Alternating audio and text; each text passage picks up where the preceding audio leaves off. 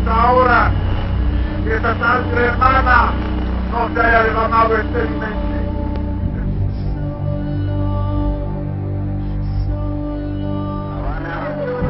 Una amenaza latente, un miedo, tal vez, el de los francotiradores que apunten hacia la columna. No soy parte de este problema. ¿Usted? Nunca sería ministro de...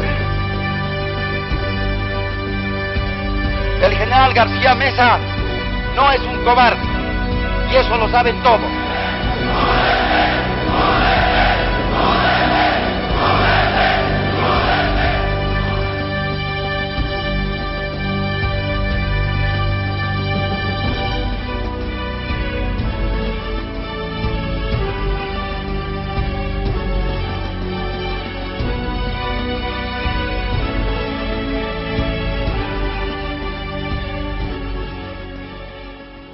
Bolivia ha padecido a lo largo de su historia republicana muchos y dramáticos momentos de dictadura.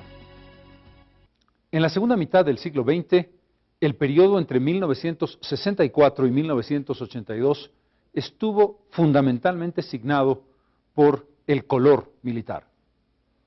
Pero no cabe la menor duda de que hubo un proceso político emblemático de las más nefastas dictaduras de la historia del país. De él hablaremos en este programa. La reconquista de la democracia, después del largo periodo dictatorial, comenzó con la caída de Hugo Banzer en 1978. Fue uno de los procesos más largos y dolorosos para recuperar lo que lógicamente debió haber sido el camino natural del país: constitución respetada, democracia vigente.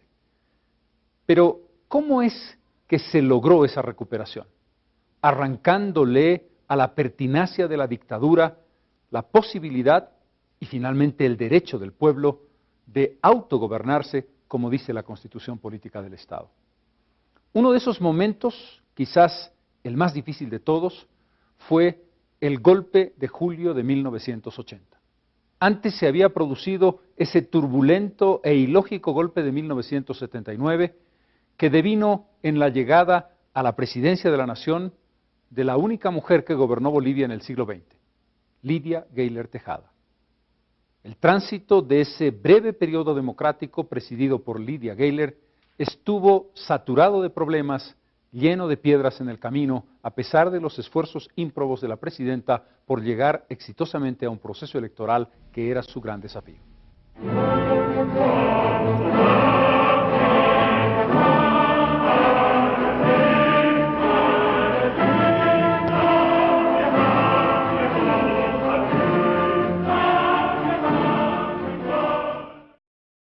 Hago un llamado a todas las fuerzas vivas del país, a todas las instituciones verazmente democráticas, a cerrar filas en la defensa de este proceso que ha costado tanto sacrificio, lágrimas y luto a nuestro pueblo, que merece por toda su historia vivir en paz y respeto de sus derechos fundamentales. Quiero enfáticamente reiterar al país, al pueblo al que me debo, mi decisión de defender el proceso democrático con toda la fuerza que puedo ser capaz como mujer, como boliviana y como presidenta de la República. El contenido de este dramático mensaje fue leído al país el 1 de enero de 1980. Lidia Gayler estaba preparando el proceso electoral con el que se suponía Bolivia volvía definitivamente a la democracia. No fue así. El proceso político iniciado el 21 de julio de 1978, con el derrocamiento del general Banzer, deparaba todavía sorpresas imprevistas a Bolivia. 9 gobiernos en apenas 4 años, 2 de ellos constitucionales, los demás de facto, muestran hasta qué punto la inestabilidad política tradicional en el país había llegado al punto más bajo de todo el periodo republicano de la nación. Pero ¿cómo había llegado Lidia Gayler al gobierno? El derrocamiento del doctor Walter Guevara Arce, protagonizado por el coronel Alberto Natush Bush y sectores del movimiento nacionalista revolucionario, entonces denominado histórico, y del movimiento nacionalista revolucionario de izquierda, alteró el orden constitucional. Esos 16 delirantes días, con figuras como Feldman, Bedregal, Sandoval y Ayoroa, con un saldo de más de 70 muertos y más de 200 heridos, fueron el preludio de algo mucho peor que vendría en julio de 1980.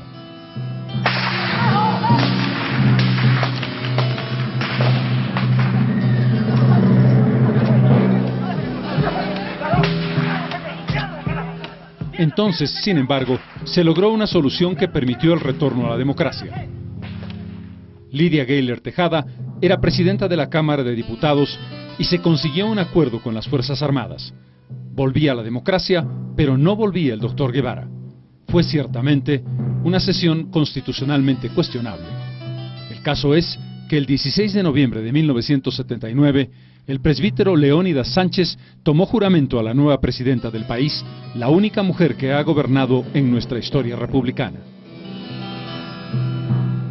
A pesar de la circunstancia muy especial que la llevó a la presidencia, Lidia Gayler tenía una importante trayectoria política como militante del Movimiento Nacionalista Revolucionario primero y del PRI de Juan Lechín después. Militancia política de combate y de compromiso que le daba el mérito para estar en el cargo que ocupaba en la Cámara de Diputados. La presidenta tuvo que afrontar una grave crisis política, económica y social sin el respaldo del Parlamento que la ungió y la llevó a la primera magistratura. Esto determinó el apoyo del MNR de Víctor Paz Estenssoro. La crisis la obligó a una decisión valiente que no se tomaba en Bolivia desde 1972, la devaluación monetaria. Fue en diciembre del año 79. La presidenta determinó la devaluación del peso de 20 bolivianos a 25 por dólar. Esto dio lugar a un conjunto de manifestaciones de protesta de los sectores populares que se enfrentaron y opusieron radicalmente a un gobierno que lo único que intentaba era frenar la dimensión de la crisis, aunque evidentemente la medida resultó también insuficiente. El gabinete, conformado mayoritariamente por militantes del MNR, fue interpelado en el Congreso en la Cámara Baja. En nombre de la honorable Cámara de Diputados, la Presidencia saluda al gabinete en pleno y en gesto de solidaridad. Pero el verdadero meollo del problema estaba en el ámbito político-militar. Las Fuerzas Armadas no habían quedado contentas después de esa retirada con poco honor del Palacio de Gobierno en noviembre. Muy pocos días después de la posesión de la presidenta, hubo presión en el ejército. Luis García Meza Tejada era ya un protagonista. Exigía para sí la comandancia del ejército, cargo que había ocupado ya con anterioridad. Por la propia institucionalidad armada, esto era ilegal. Sin embargo, la presión militar no podía resistirse. Con esta cesión de la presidenta comenzaba el desmoronamiento total. ¿Podía haberse evitado? La presidenta indica que no se hubiese podido llegar al proceso electoral. Es en todo caso un análisis después de los hechos. Con el general García Meza en el comando del ejército, la actitud agresiva de los uniformados no cesó un instante, particularmente a partir del mes de enero. Los enfrentamientos y desafíos verbales no cesaron, desde aquel discurso de García Meza en el que hablaba de una democracia inédita que luego le haría padecer al país, hasta su amenaza directa contra Marcelo Quiroga Santa Cruz, era un punto tras otro, anunciándole a todos que el golpe de Estado se venía. Comenzó amenazando al expresidente Walter Guevara Arce, a quien dijo estaba descalificado para hablar y opinar sobre las Fuerzas Armadas. Luego estableció un desafío personal contra el líder socialista Marcelo Quiroga Santa Cruz. Le dijo que no iba a tolerar ningún ataque a su institución y que las Fuerzas Armadas lo pondrían en su lugar, y él personalmente también lo pondría en su lugar como hombre. Fueron sus propias palabras. Pero no era simplemente un problema de retórica o de semántica. Eran también hechos terribles. El 22 de marzo de 1980, el sacerdote Luis Espinal, conocido crítico de cine y entonces director del semanario Aquí, fue brutalmente asesinado después de haber sido torturado en un matadero.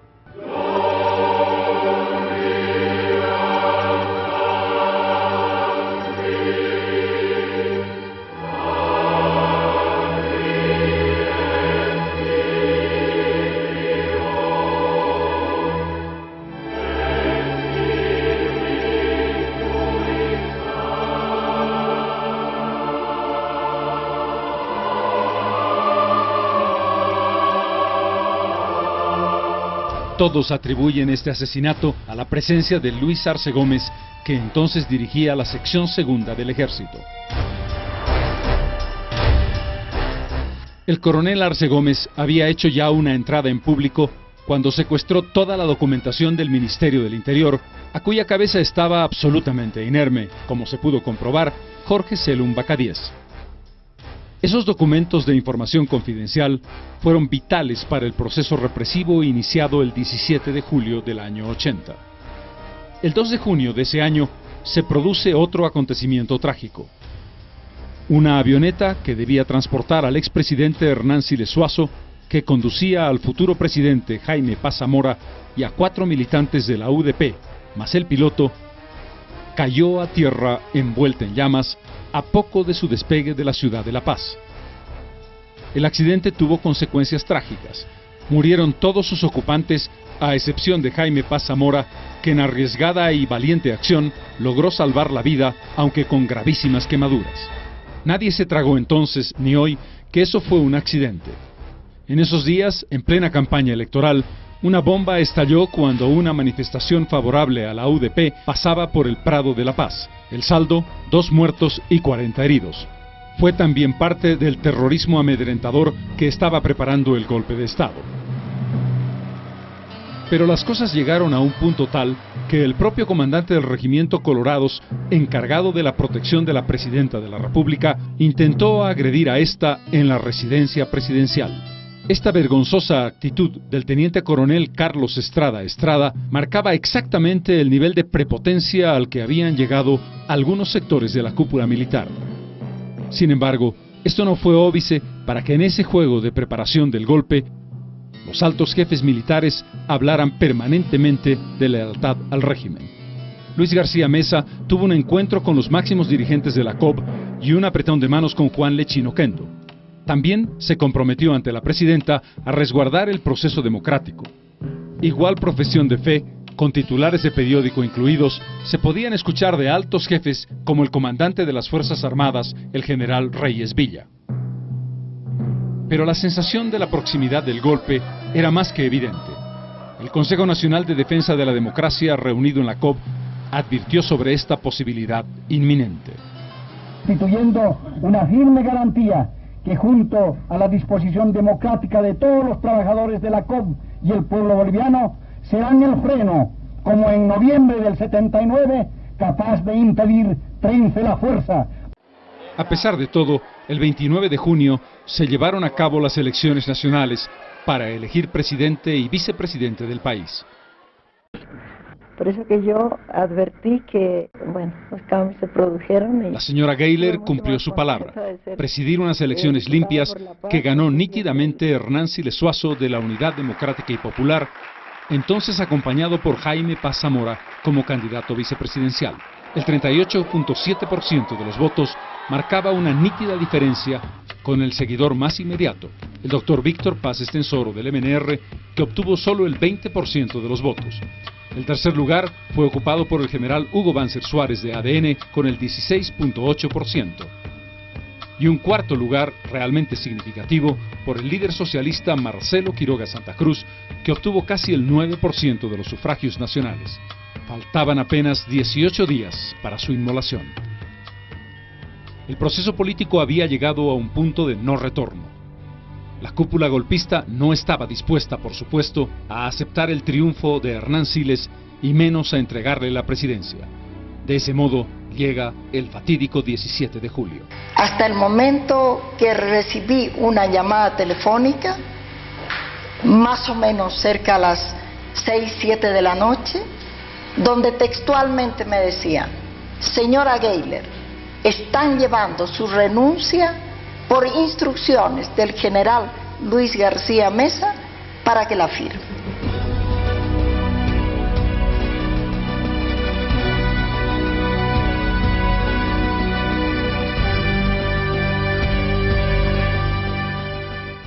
El golpe del 17 de julio de 1980 va, sin duda, a contracorriente de la historia.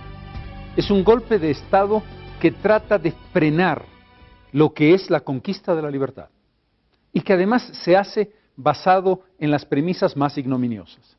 Están allí todavía las dictaduras de Chile y de la Argentina. ¿Qué terrible papel jugaría la dictadura argentina en apoyar irrestrictamente el golpe de Luis García Meza? La violencia selectiva, la pérdida de una vida emblemática como la de Marcelo Quiroga Santa Cruz, como un símbolo que luego abrió las puertas de la democracia.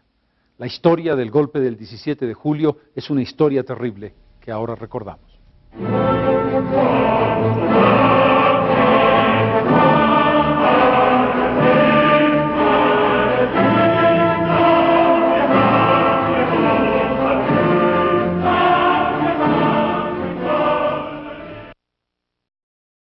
Fue una ofensa al pueblo, una ofensa a la dignidad de ese pueblo, una ofensa a la lucha de ese pueblo.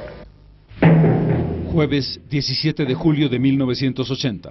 Radio Panamericana hace conocer a las 10 de la mañana que hay un levantamiento en Trinidad. Se trata simplemente de un elemento distractivo.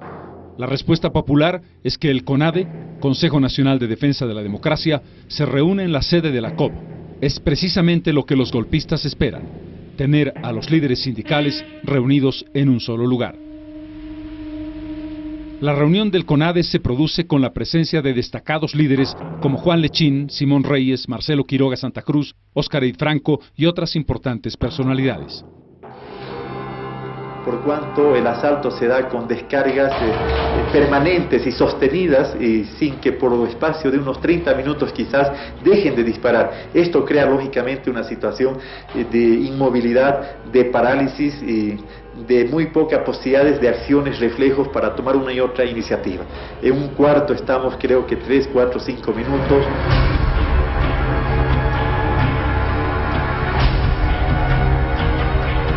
Al bajar creo el primer escalón y estar ya ingresando al segundo escalón, escucho y en este momento tengo muy fielmente en mente el rostro, la vestimenta de una de las personas que identifica a Marcelo. Dice, ahí está Quiroga Santa Cruz.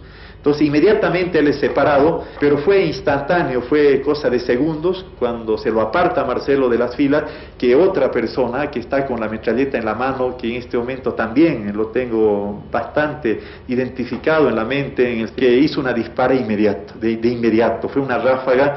Recuerdo y veo hilacharse el saco, la vestimenta de Marcelo con el impacto ese. Nada más, no recuerdo sangre, no recuerdo incluso haberlo visto ya caer exactamente. Este fue sin duda uno de los más grandes pecados que cometió la dictadura que nacía. El asesinato de Quiroga Santa Cruz fue cegar una de las vidas más brillantes de Bolivia. Junto a él cayeron otros destacados dirigentes políticos y sindicales como Carlos Flores y Gualberto Vega. La COB quedó con el testimonio de la sangre impresa en paredes y gradas.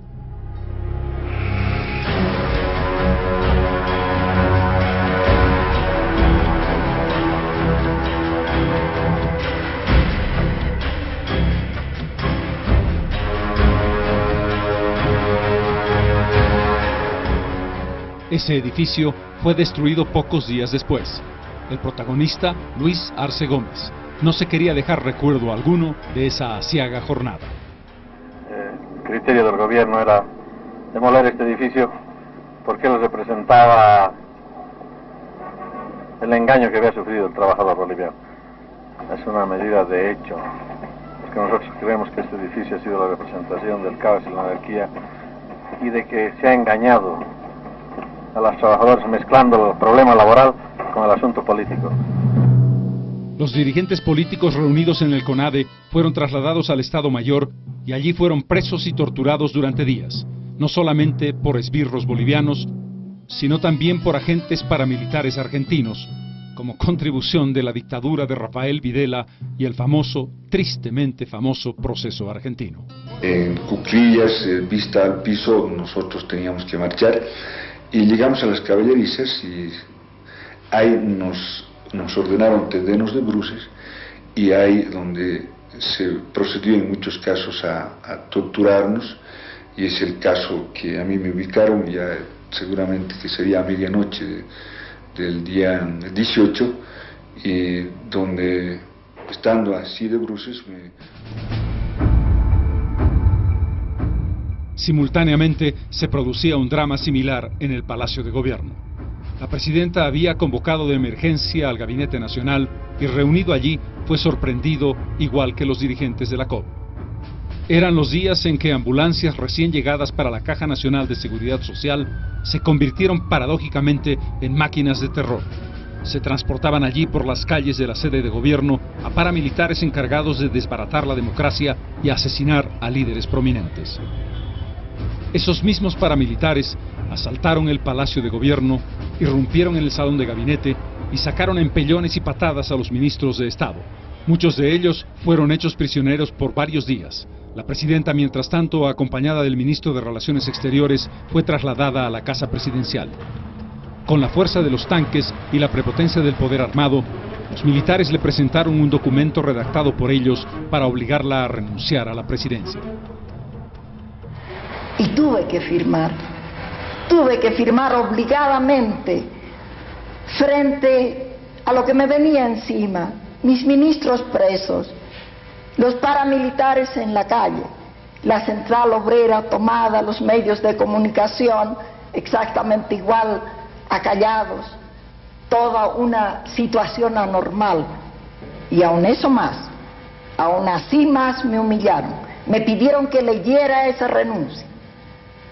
Y la leí con lágrimas y la leí entre sollozos y con el corazón desgarrado. La leí.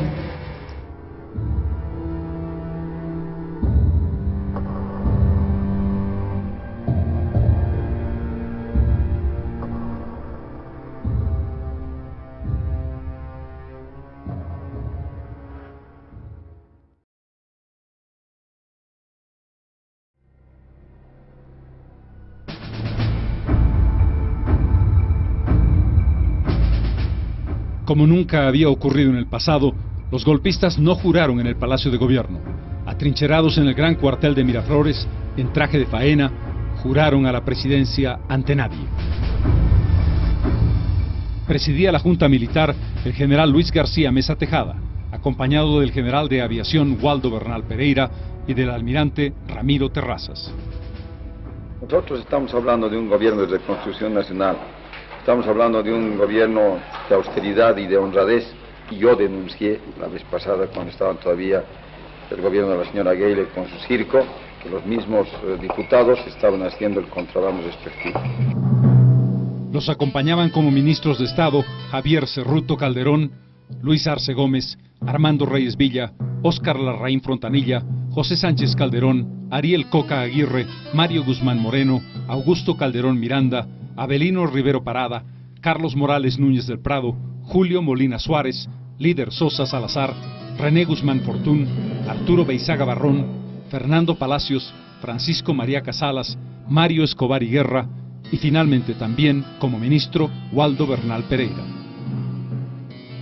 García Meza insistió varias veces en que quien promovió el golpe de Estado fue el general Hugo Banzer Suárez. De hecho, varios militantes de ADN formaron parte de su gobierno. Baste recordar a Jorge Tamayo Ramos, ministro de Finanzas, o a Manfredo Kempf Suárez, que fue embajador de Bolivia en Madrid. La dictadura creó el Consejo Nacional de Asesoramiento y Legislación, presidida también por un bancerista, el general Juan Lechín Suárez. Las comisiones que nos señala el decreto de creación de CONAL, está establecido que vamos a tener 2 reuniones semanales con Su Excelencia el Presidente de la República, tanto para informarle del avance de nuestro trabajo como para recibir orientación de Su Excelencia. Los medios de comunicación habían sido acallados, pero algunos fueron perseguidos con particular saña. Es el caso de una emisora y un periódico. Radio Fides fue totalmente destruida. Cuando por esta puerta entran un grupo de 3 paramilitares a las 12:35 del día disparando al aire. 17 personas fuimos colocadas así más o menos. Éramos 9 mujeres, 8 hombres, todos trabajadores de la radio, mientras disparaban en el interior de la radio con ametrallada, con fusil automático, y lanzaron una granada de discoteca que estaba en la parte superior interna, no en la parte que daba. Un argumento fútil sirvió como excusa para la intervención violenta en la redacción del matutino católico Presencia. Es por eso que me he permitido llamar enérgicamente la advertencia a Presencia, para evitar que las noticias sean interesadas. Deben tener un viso de legalidad. El directorio estaba realizando una sesión, nos pusieron a todos contra la pared, luego un señor muy bien vestido, de mediana estatura, más bien bajo, dijo: a estos sáquenlos a golpes o a patadas. Y todos fuimos sacados a golpes. A mí mismo me dieron eso que en la jerga del servicio militar se llama un cogotazo, que hizo volar mis anteojos. Otros de los redactores fueron más duramente golpeados, Monseñor Quirós también lo fue, y algún alto miembro de la jerarquía boliviana también, lo mismo que las personas del directorio de la empresa. General Luis García Mesa Tejada. La situación en las ciudades estaba controlada por la vía de la censura absoluta de todo tipo de libertad de expresión. Pero se produjo en las minas un fenómeno importantísimo. Por el lado de las radios mineras, medio de comunicación alternativo verdaderamente heroico en esta y otras oportunidades, se organizó una resistencia combinada entre campesinos y mineros. Hasta bien avanzado el mes de agosto, el ejército no pudo controlar los centros mineros, al punto que tuvo que enviar tanques e incluso aviones para derrotar la heroica resistencia de los trabajadores. El combate duró 5 horas, o sea, desde las 7 de la mañana hasta las 2 de la tarde. Los trabajadores, luego de agotar sus fuerzas, ya no encontraron piedras, ya no teníamos dinamitas, porque el bombardeo de los morteros, de los tanques, fue tremendo. Formaba parte como estrategia una huelga general a nivel nacional que había sido decretada en el escaso tiempo que en la clandestinidad tuvieron los dirigentes para establecer la medida. La detención de Juan Lechín tuvo un carácter especial. El coronel Arce Gómez decidió presionar al líder sindical para obligarlo a levantar la huelga.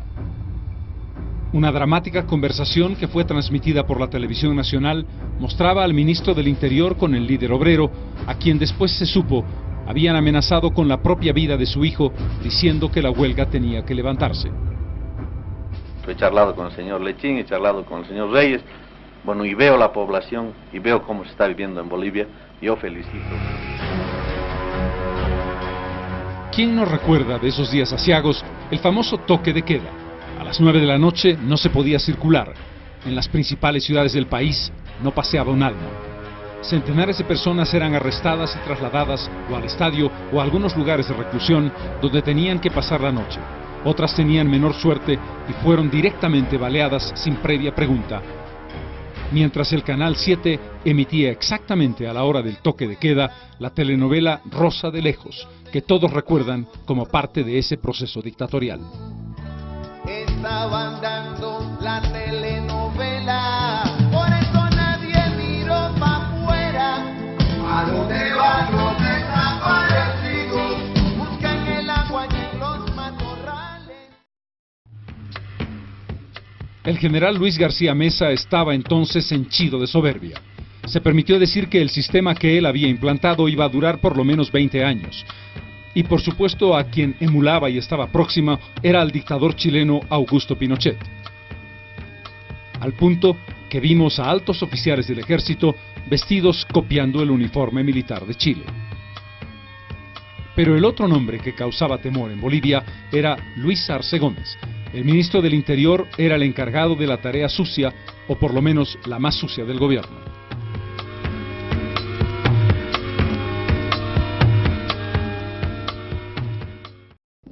De que todo boliviano que denigre este país será declarado traidor a la patria. Quiero dejar bien establecido de que yo, al haber presentado este proyecto de decreto ley, después de haber sido estudiado, analizado, el presidente de la República ya en estos momentos lo tiene en su escritorio para la firma. Pero el mayor deseo del que habla es que todos los elementos que han sido aprendidos por los servicios de inteligencia que estaban en función de pseudo-sindicalistas, traficantes de la política, activistas, subvertores, tienen que dejar el país. Como dicen los periódicos, hasta dentro de 20 días no habrá un solo detenido en Bolivia. Con esta gente vamos a sacarla del país, los vamos a mandar al exilio, otros los vamos a residenciar para que aprendan a trabajar, y otros, a los tontos útiles, los vamos a dejar en libertad para que se integren al país. A partir de ese momento, todos aquellos elementos que contravengan al decreto ley tienen que andar con su testamento bajo el brazo, porque vamos a ser taxativos. No va a haber perdón. El coronel Arce Gómez no bromeaba. El 15 de enero de 1981 se produjo uno de los acontecimientos más dolorosos en la historia reciente de Bolivia. Un grupo de dirigentes del MIR se reunía clandestinamente en la calle Harrington para analizar las medidas económicas de ajuste que el gobierno había hecho conocer en esos días. La respuesta fue una masacre. En este momento, 2 paramilitares se entran al dormitorio en que yo estaba y cierran la puerta. Y uno de ellos le dice, no pueden hacer esto. Y el otro le responde, déjalos, ese es su oficio. Inmediatamente pues hay el ametrallamiento, ¿no? Es decir, fuerte, ¿no? Terrible hacia los compañeros.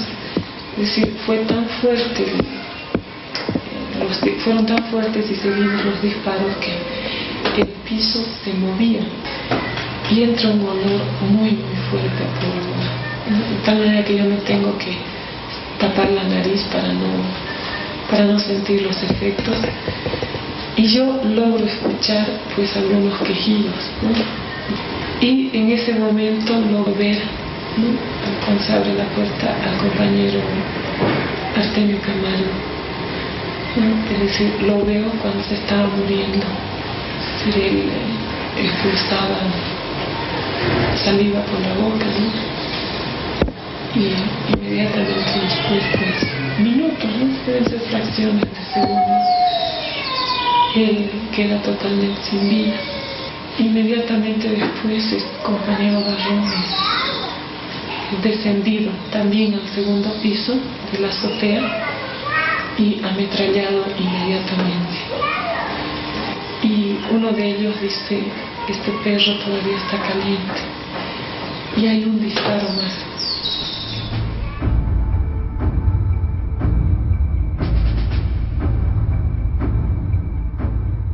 Pero el golpe de Estado venía a contramano de la historia. La presión internacional fue radical. El gobierno de los Estados Unidos retiró a su embajador de la paz. Las naciones del Pacto Andino no aceptaron ni un solo minuto de conversación con la dictadura. No fue invitado, por ejemplo, al sesquicentenario del nacimiento del libertador Bolívar. El aislamiento, salvo por el apoyo argentino, llevó al gobierno a un callejón sin salida que se vio bastante antes que los 20 años que esperaba García Meza. La pésima imagen internacional del gobierno se refleja en ejemplos como este reportaje de televisión. He aquí a los famosos generales bolivianos que se comparten el poder en La Paz. Aquí están levemente regordetes por los excesos y por la cincuentena. Durante sus borracheras, estos generales hacen pensar en los Césares de la Roma decadente. Trafican importantes negocios con los jefes de la mafia boliviana, con los Gutiérrez, los Suárez, que controlan en el país todo el tráfico de la cocaína. Mientras sufre el pueblo, la Junta masacra a los sindicalistas, los trabajadores, los campesinos, todos aquellos que se levantan contra la tiranía, todos aquellos que se rebelan contra la miseria, donde los especialistas de la represión, como Klaus Barbie, son útiles, saben dar consejos. Cuando estos jefes constelados de decoraciones están totalmente comprometidos, se reemplazan entre ellos el poder. Ayer era García Meza, Baldo Bernal, que reinaban sobre Bolivia. Estados Unidos, que apoya a todos los regímenes militares de Latinoamérica, les ha abandonado, han roto relaciones diplomáticas e interrumpido la ayuda económica y militar. Sin embargo, los militares bolivianos pueden pasarse de esta ayuda, ya que la cocaína fabricada en laboratorios, que dicen ser clandestinos, procura un dineral desmesurado. Estos generales truanes tienen todos cuentas en Suiza, solo tienen algunos meses para hacer fortuna, después se retiran, otros los reemplazan, quienes a su vez sacan su tajada.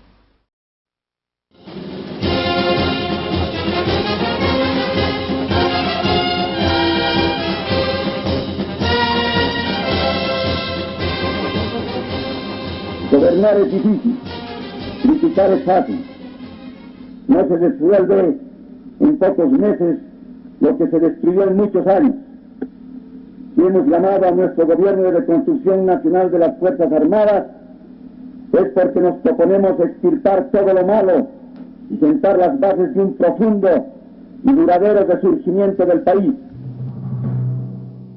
Pero además de la violencia, el gobierno del general García Meza se caracterizó por una corrupción generalizada.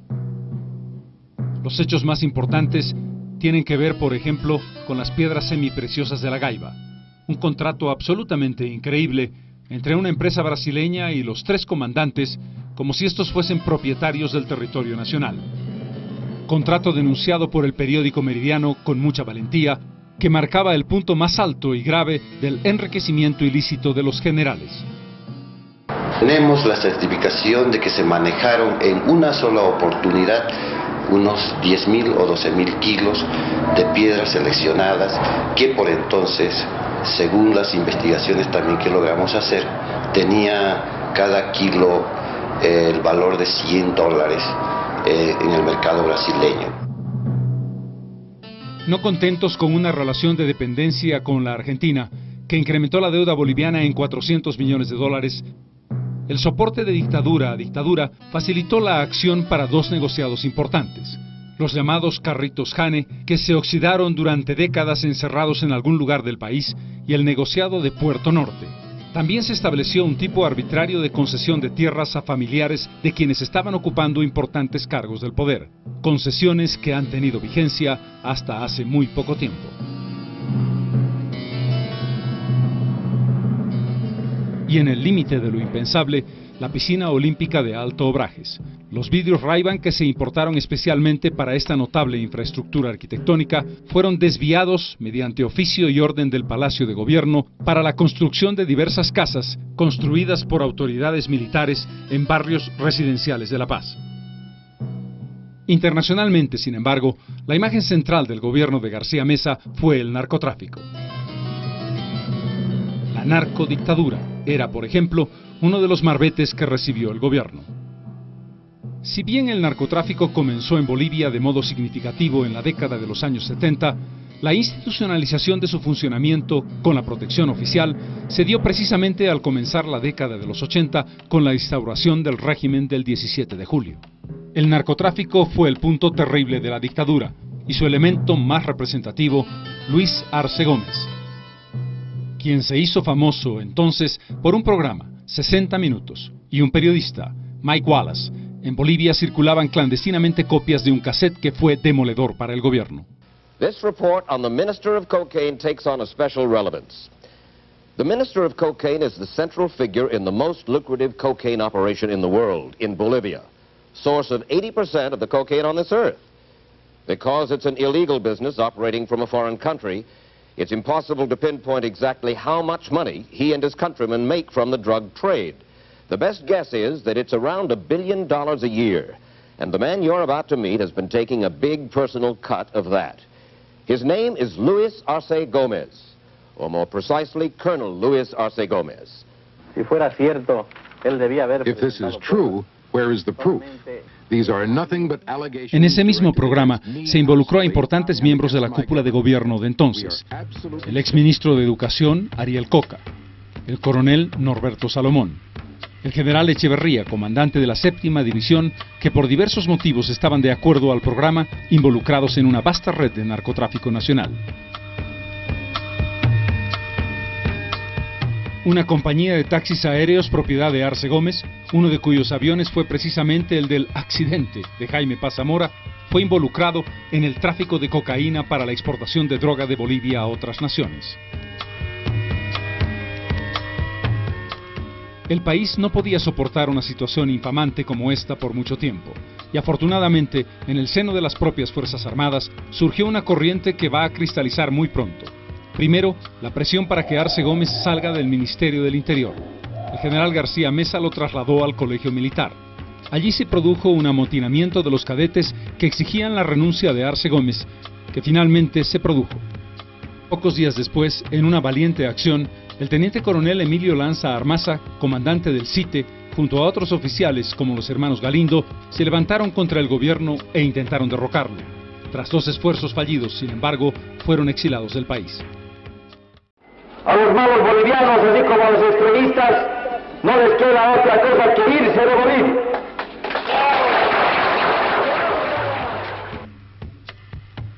En el oriente boliviano, Carlos Valverde Barberí, ex ministro de Estado, se lanzó a una sui generis guerrilla en el Campo Tita, un campo petrolero que fue tomado.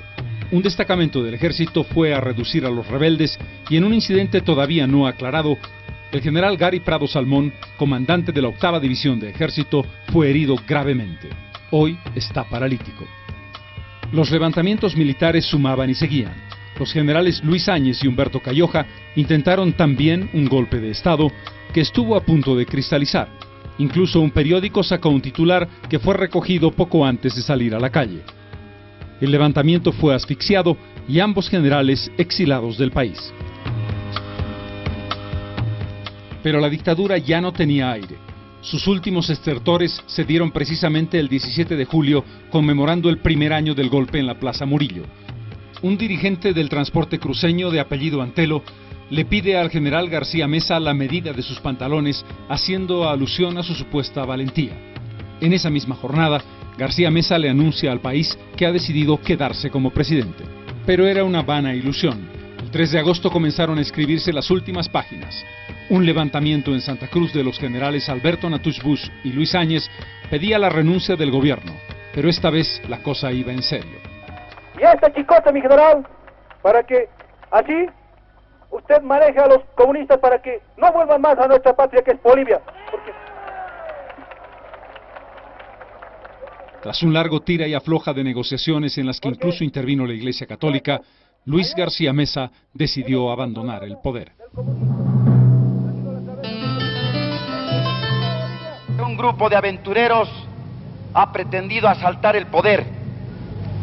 Saben que han surgido 2 nuevos salvadores de la patria y que un tercero actúa sigilosamente desde la sombra.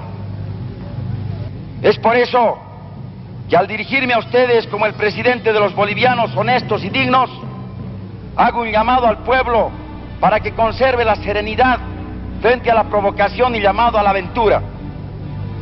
El pueblo de Bolivia está cansado de tanta tontería.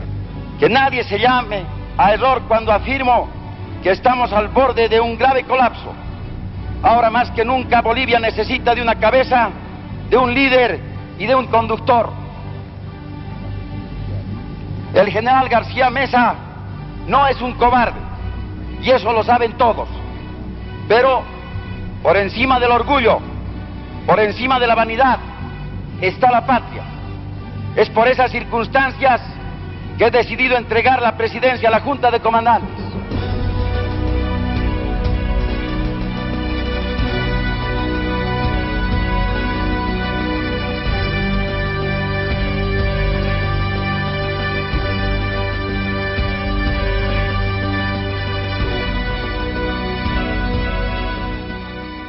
Cuando el 4 de agosto de 1981, el general Luis García Mesa, en ese patético discurso, renunciaba a la presidencia de la República, estaba afortunadamente sentenciando el fin de las dictaduras militares.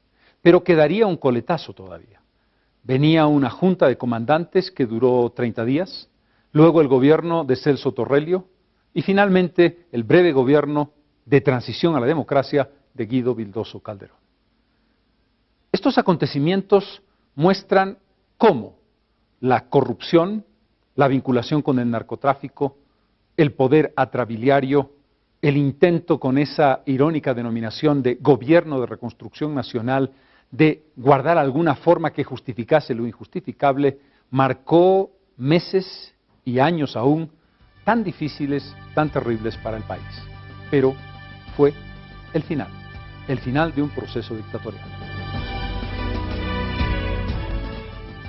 A fines del siglo XIX, el Congreso boliviano aprobó la Ley de Responsabilidades que establece un juicio especial para dignatarios y exdignatarios de Estado. Un juicio de responsabilidades para delitos cometidos en el ejercicio de las máximas funciones de Estado. En ese contexto es que en 1986 el Congreso de Bolivia abre el juicio de responsabilidades contra Luis García Meza y sus colaboradores. Fue un juicio histórico. Y lo fue no porque se tratase del primero, sino porque fue el primero en concluir con una sentencia que estableció la responsabilidad y la culpabilidad por varios cargos, entre ellos la vulneración de la Constitución Política del Estado, el concepto del golpe de Estado, la sedición, y por los crímenes que se cometieron para llevar adelante ese proceso y hacer posible que ese golpe tuviera éxito.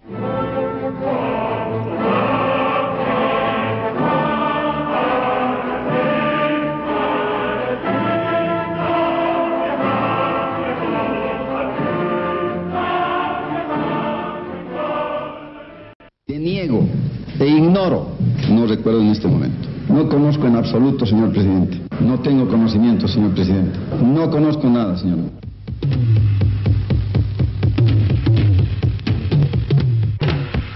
En febrero de 1986, el Congreso Nacional determina que hay indicios de culpabilidad de Luis García Meza y establece la necesidad de iniciarle un juicio de responsabilidades a él y a sus colaboradores más inmediatos en su primer gabinete. Pero igual que el exdictador, en ese momento el abogado defensor de Luis García Meza, el doctor Jaime Bravo Burgoa, preguntaba: No existe una sola prueba incriminatoria. ¿Dónde está el alzamiento armado? ¿Dónde está la rebelión? La Corte Suprema de Justicia inició a partir de ese momento un largo juicio. La parte civil, representada por el doctor Juan del Granado, quienes vivimos durante ese gobierno, no necesitamos ningún tipo de testimonio más que la propia experiencia de ese largo año de gobierno. Sin embargo, la justicia requiere de pruebas que fueron presentadas exhaustivamente por la parte civil. Hacer un nuevo edificio con parqueos en diferentes pisos y en el último piso. Quiero hacer notar al señor presidente que el señor Marcelo Quiroga Santa Cruz es mi compañero de curso y amigo.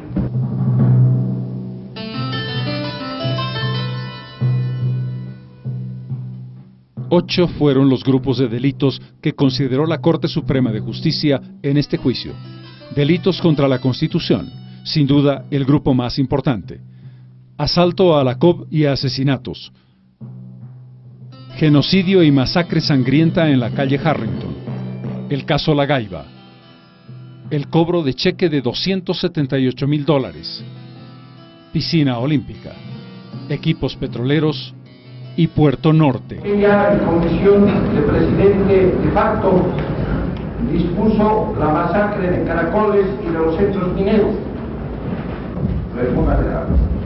Nosotros nunca hemos ordenado ninguna masacre, señor presidente. Pero no solamente se acusó a García Meza por el golpe del 17 de julio, sus consecuencias y su gobierno.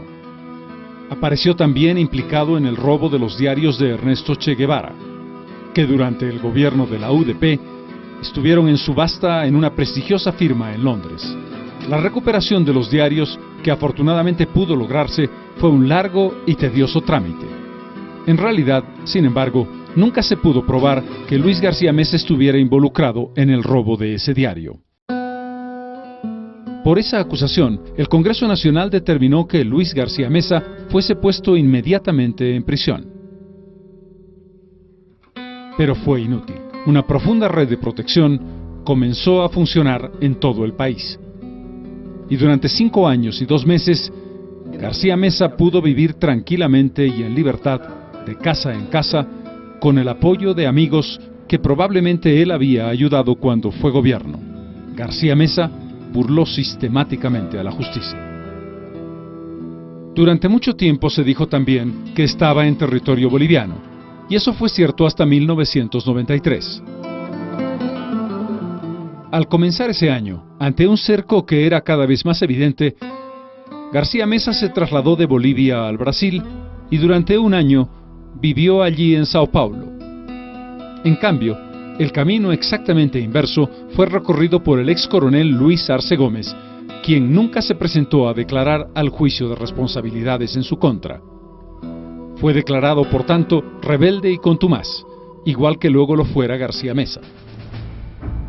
Pero lo que no pudieron hacer las autoridades bolivianas, lo logró el gobierno de los Estados Unidos en el mes de diciembre de 1989. En una hacienda cruceña, mientras Arce Gómez disfrutaba de una parrillada, fue aprehendido por fuerzas de la DEA y Humopar. El presidente de la República asumió la responsabilidad directa de esa decisión, que pasaba por alto a la Corte Suprema y a la propia Constitución. La única garantía es la voluntad del presidente de la República de Bolivia, del momento que vea conveniente solicitarlo a los Estados Unidos, y por leyes internacionales el señor tiene que estar acá. O sea que, ¿qué más garantía que la palabra de su presidente, del presidente de Bolivia? Presidente, ¿existe un convenio acaso con Estados Unidos para que se extraditen ciudadanos bolivianos a ese país? Ha sido una decisión política del presidente de la República de Bolivia. He visto que alguna vez nuestro aparato de seguridad ha actuado con tanta rapidez, tanta pulcritud. Me parece que usted conoce muy poco la historia de las detenciones en este país. Más bien yo creo que debe ser un orgullo de la manera como se ha procedido, que se lo detiene a la 1:30 de la tarde el día de ayer y a las 7 de la madrugada está volando a los Estados Unidos.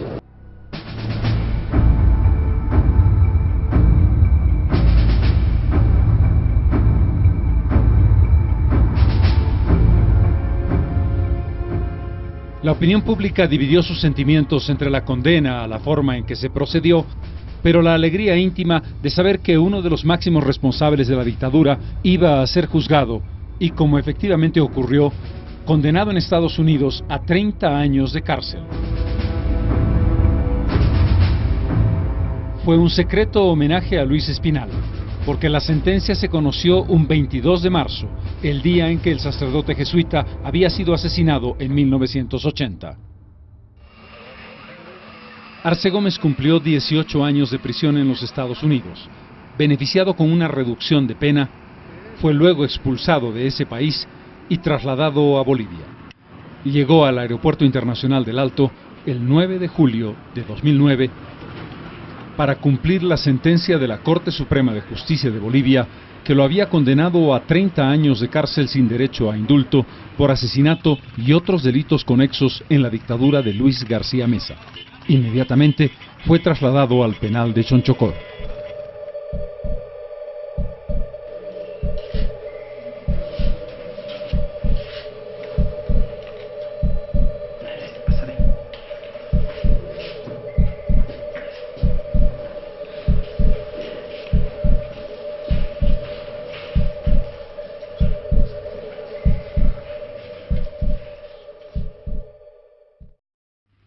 Pero no solo en el desarrollo del juicio se tuvo que vivir la experiencia de largos años en los debates, la defensa, la acusación, sino también en la propia conformación de la Corte Suprema de Justicia. En febrero de 1993 se produce un cambio fundamental. Por primera vez en nuestra historia, el Congreso Nacional elige a los magistrados por 2/3 de votos. Cambia más de la mitad de la Corte Suprema, y ese cambio permite que sean los nuevos jueces quienes van a dictar, y de hecho dictan, la sentencia junto a un grupo menor de jueces que habían conocido la causa desde 1986. En abril de ese año, cuando el juicio comenzó, los procesados eran 58. A lo largo de su desarrollo, 5 de ellos murieron. De los 53 procesados restantes, 6 fueron absueltos o declarados inocentes. 47 recibieron condenas de diversa magnitud, comenzando por supuesto por el ex dictador y su más importante colaborador, el ex ministro del Interior. 21 de abril, 1993. Por tanto, la excelentísima Corte Suprema de Justicia de la Nación, en sala plena, administrando justicia en única instancia, a nombre de la ley y en virtud de la jurisdicción que por ella ejerce, de acuerdo en parte con el requerimiento en conclusiones del señor Fiscal General de la República, falla Luis García Mesa Tejada la pena de 30 años de presidio sin derecho a indulto, por ser esta la mayor pena que sanciona el delito de asesinato establecido por el artículo 17 de la Constitución Política del Estado, la misma que debe cumplir en el penal de Chonchocoro. Luis Arce Gómez, ministro del Interior, Migración y Justicia, declarado rebelde y contumaz a la ley. Se condena a Luis Arce Gómez a la pena de 30 años de presidio sin derecho a indulto, artículo 17 de la Constitución Política del Estado, que debe cumplir en el penal de Chonchocoro. Waldo Bernal Pereira, ex miembro de la Junta de Comandantes, se le impone la pena mayor de 5 años de reclusión por el delito de contratos lesivos al Estado y la cumplirá en la penitenciaría de San Pedro de la Paz. Armando Reyes Villa, ministro de Defensa, es condenado por la comisión del siguiente hecho punible: por suscribir resoluciones contrarias a la Constitución y a las leyes, artículo 153 del Código Penal, sancionado con la pena de 2 años de reclusión, condena que deberá cumplir en el penal de Cochabamba, existiendo indicios sobre su participación en el alzamiento armado del 17 de julio de 1980 como comandante en jefe de las Fuerzas Armadas de la Nación. Remita ese testimonio al Ministerio Público para los fines del artículo 247 del Código de Procedimiento Penal.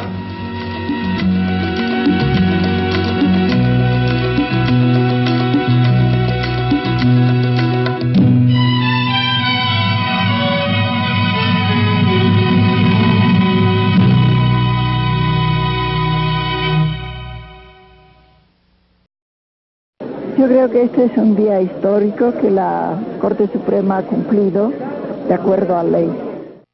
Hoy, en ese sentido, es un día de dignidad nacional. Yo diría, se sienta un precedente importante, no definitivo, pero sí importante contra la impunidad. Creo que este día de la sentencia está marcando una línea divisoria definitivamente en la historia del país. Creo que ayer hacia atrás es el tiempo de la indignidad y de la impunidad y de los crímenes. Y creo que desde mañana es la Bolivia, la patria de los hombres dignos, de la justicia y de la democracia.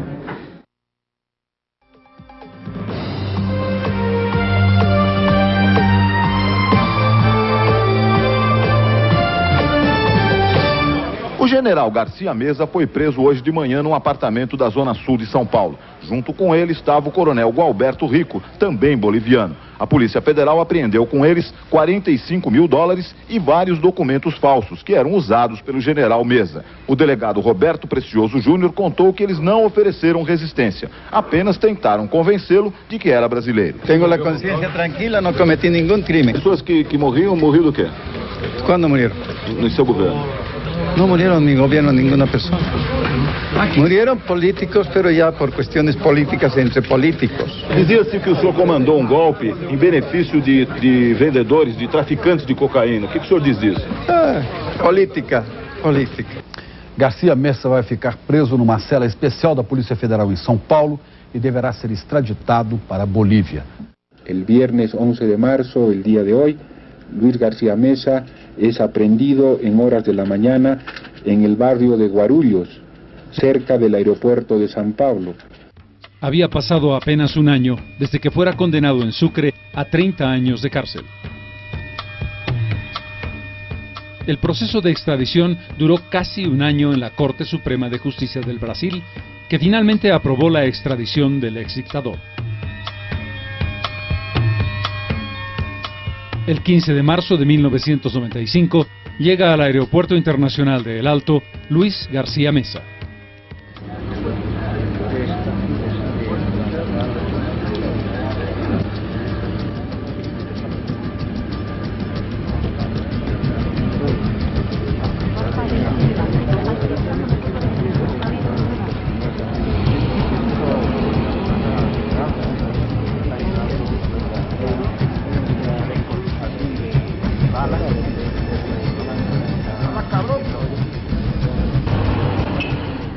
Inmediatamente es trasladado al penal de Chonchocoro, donde va a cumplir la pena de 30 años de cárcel sin derecho a indulto que le ha impuesto la Corte Suprema de Justicia de Bolivia.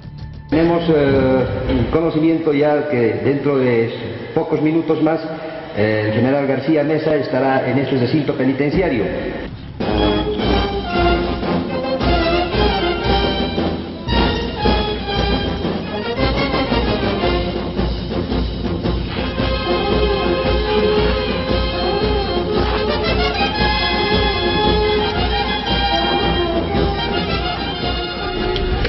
Voy a permitirme hacerle conocer sus derechos y sus obligaciones al general García Mesa.